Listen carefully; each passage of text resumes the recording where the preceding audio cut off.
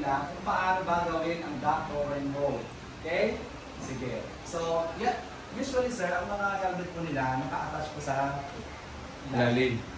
So, pag nag-duck cover mode sila, doon po nila isusunod. Duck cover and mode. Malinaw? Sige, pag nag-perform ba nito,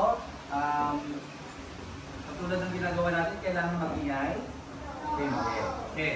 So, sige, sasagawa natin. So, dahil drill lang ito, makakarinig tayo ng katulad ng sinasagawa natin ng 1-minute bell na ng line to on ng boys and girls. Malinaw ba yun before? Okay, ready na? So, sige.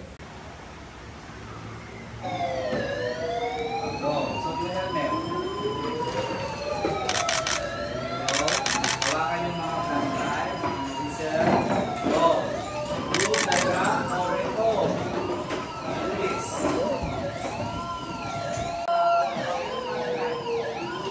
Go. Table 1, atas. Go. Please. Please walking.